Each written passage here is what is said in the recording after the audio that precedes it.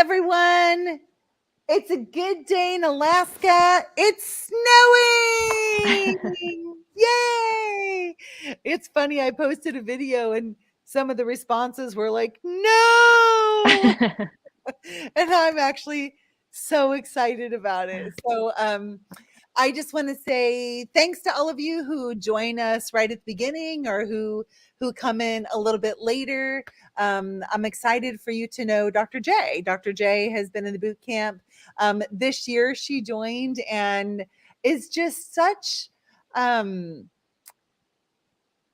She's just dialed in. I don't know how else to say it than that. Like she's always like maxed out with her fashion and asks great questions and shows up and loves life and just got engaged. And so I'm really excited to dive into this topic of why do rock stars join the boot camp? So, Dr. J, welcome and thanks for joining me. Thank you for having me. Yeah, absolutely. So, why do rock stars join the boot camp? You're a rock star, you have a very successful practice. Why join the boot camp? I think it's a very loaded answer. I think that thank you for calling me a rock star first and foremost. I think for me and there was actually another coach that kind of said this phrase is like, I'm perfect, whole, and complete, and not yet finished. So it's like the work is never done. There's always up leveling, and there's always more to grow and learn.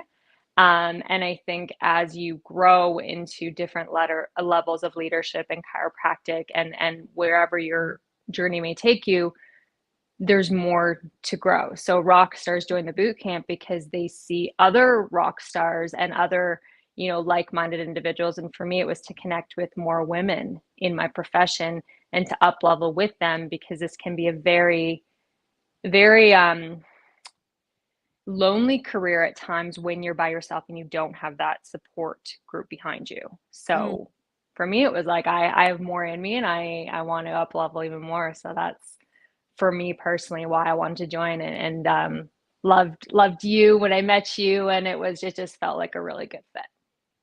I love that like the visual I had when you were talking about that is almost like this big tall skyscraper. And like let's say we've already outfitted the first floor. And so every time we walk in there we're like, yeah, this place is perfect. Huh. This is really awesome.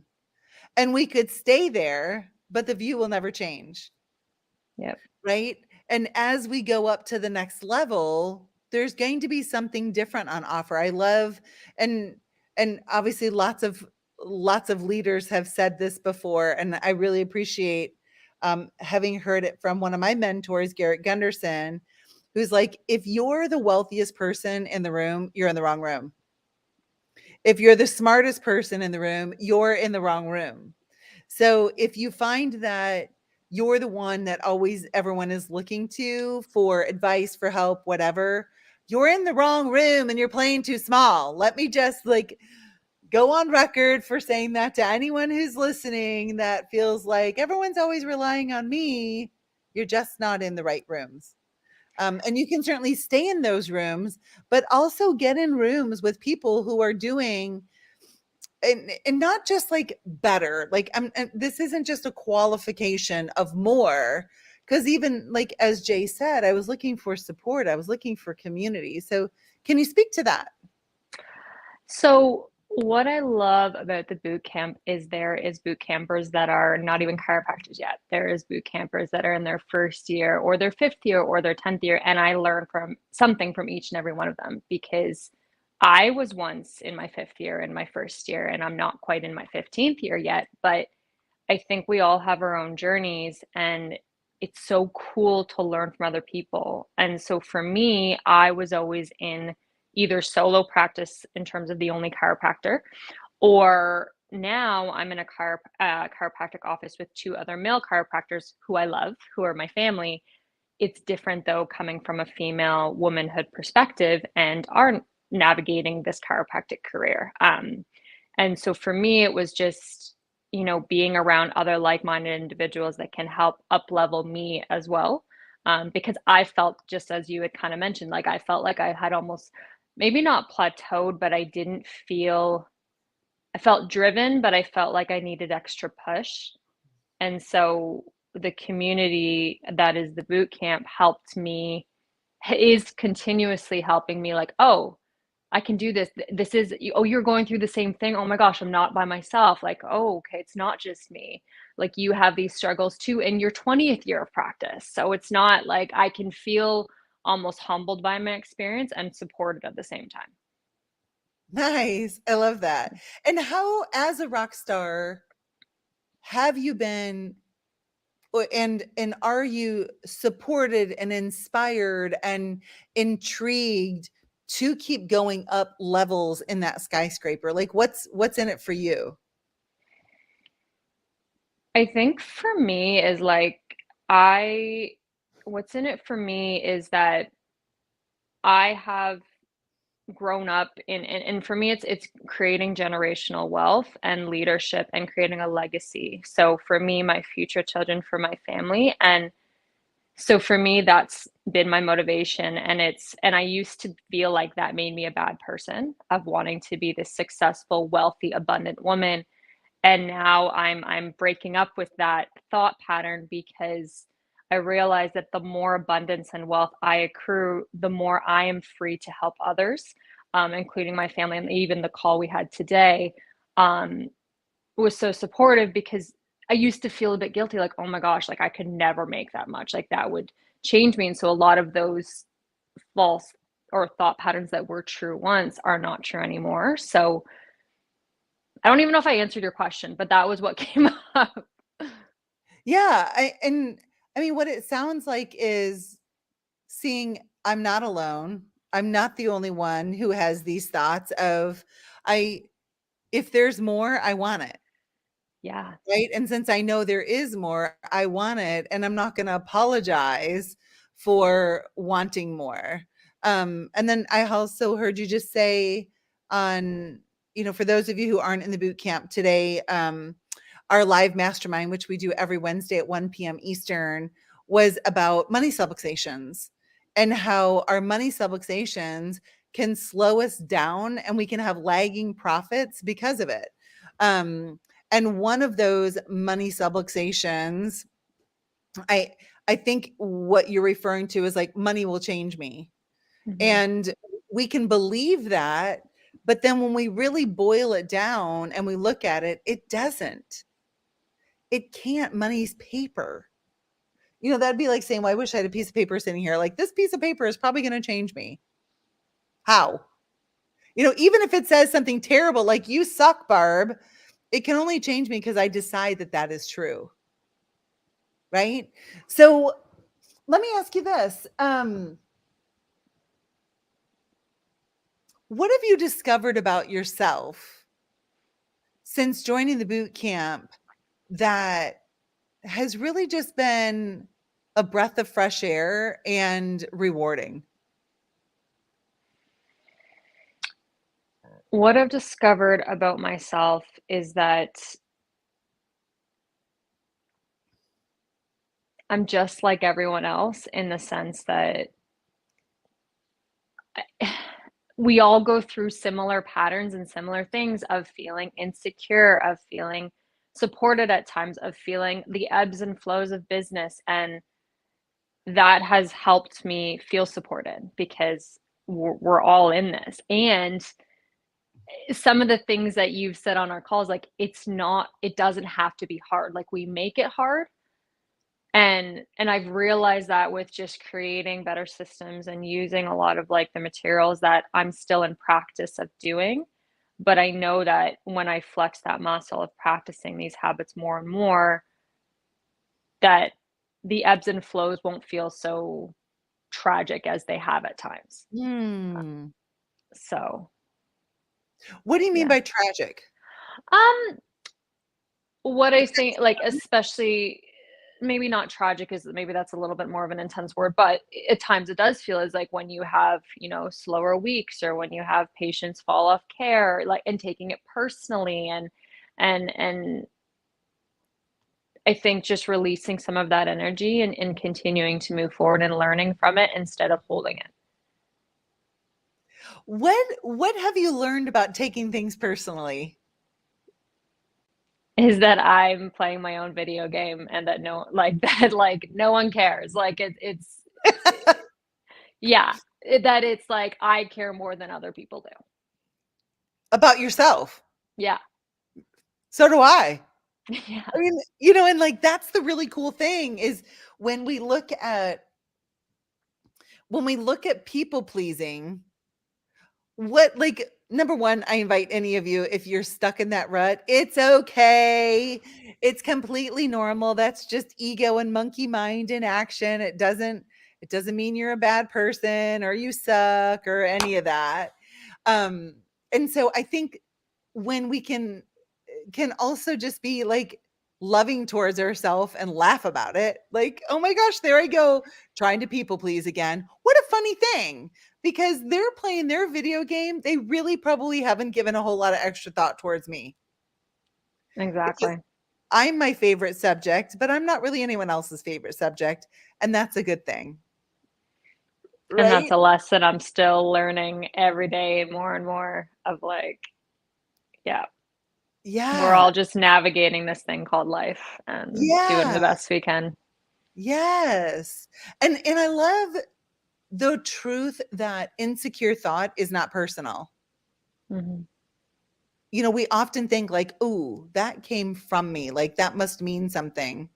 Not really, because I've been doing this test for a long time of asking people, raise your hand if you've ever had thoughts of I'm not enough.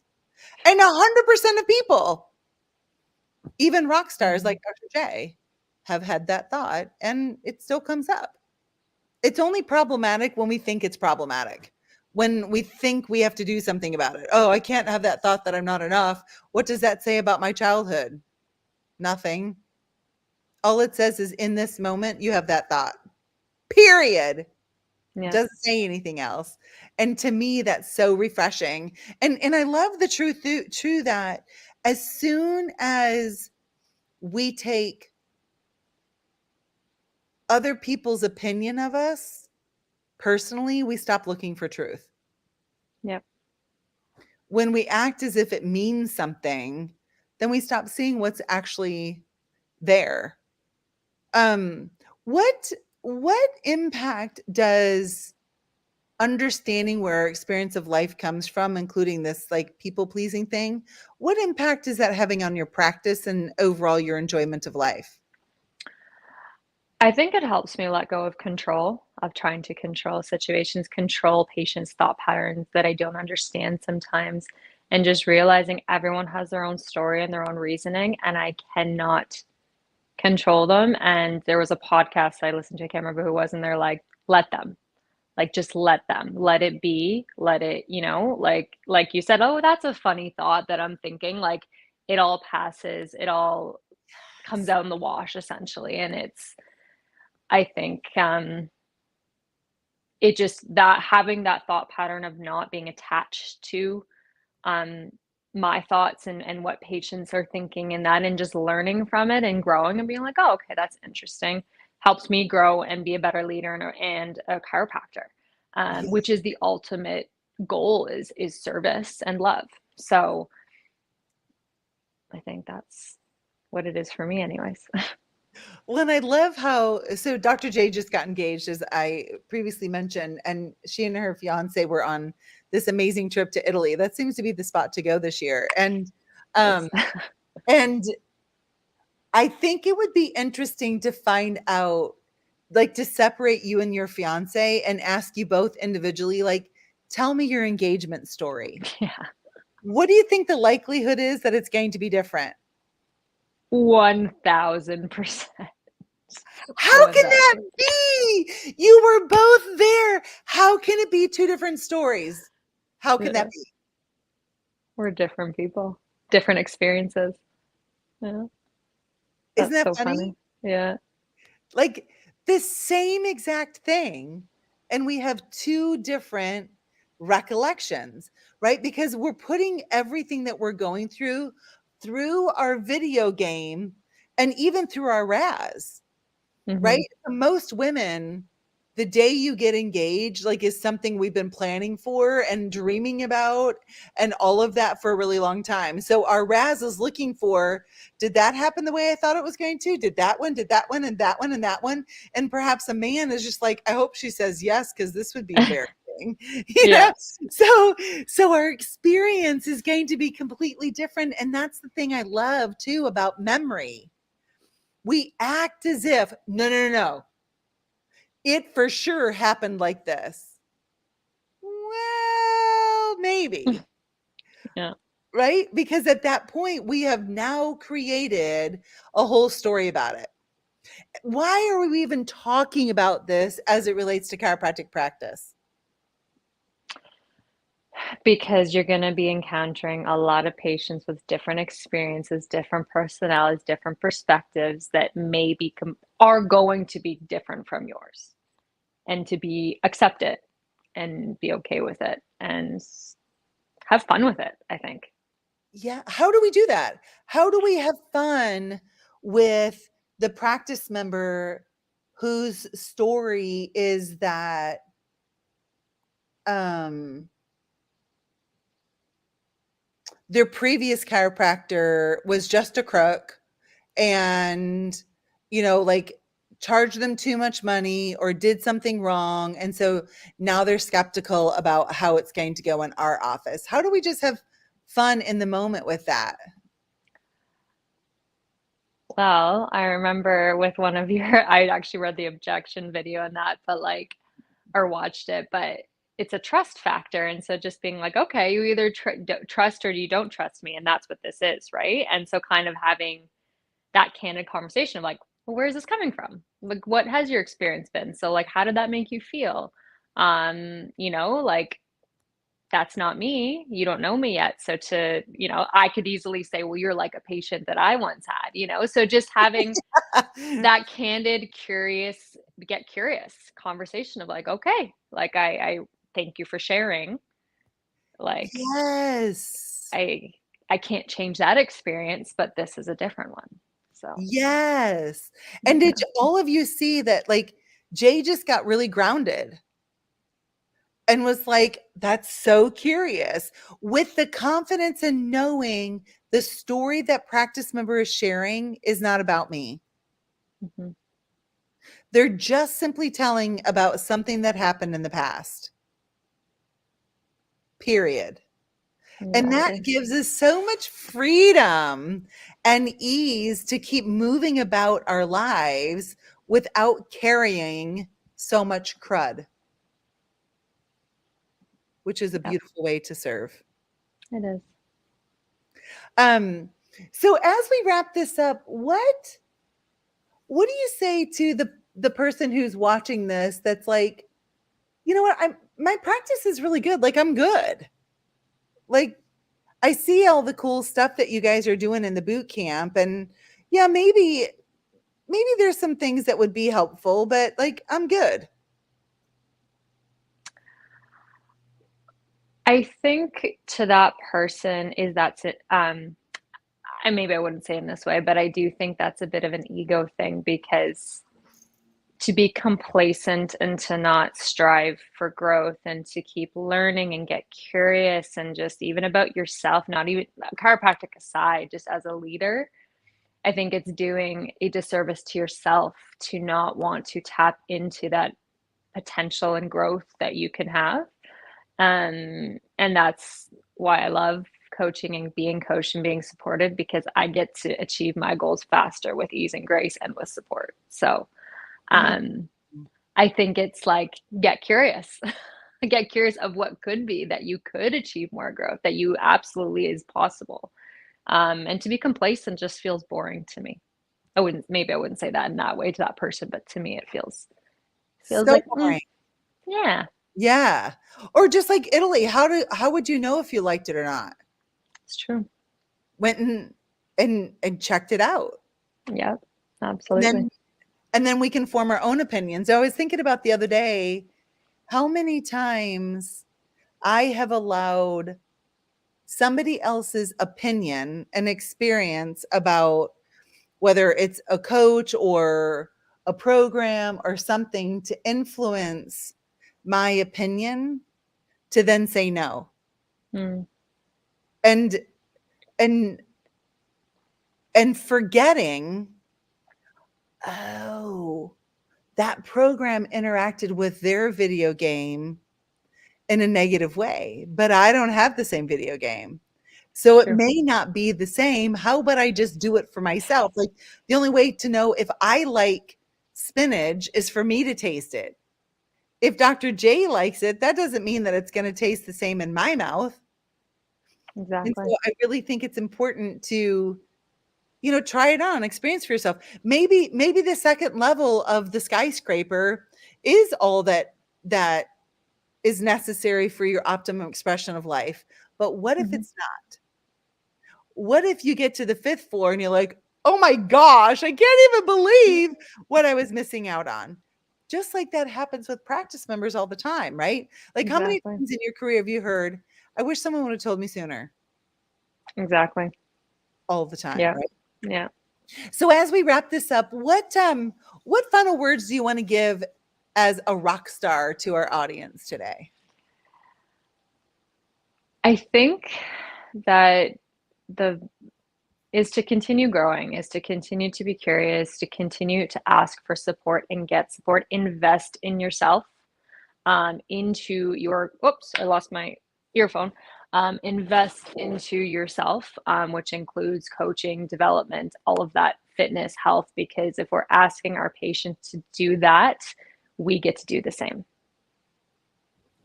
That's right. Be the model, not the expert. Exactly. I love that. Jay, thank you so much for joining me Thank today. you for having me. I'll be praying for you and your family this weekend as you Thank you. celebrate your grandma. And Thank thanks you. for being a great part of our tribe and my friend. Absolutely. Thank All you. right, y'all. Have a great day. Thanks. See ya. Bye, Bye. Dr. Barb.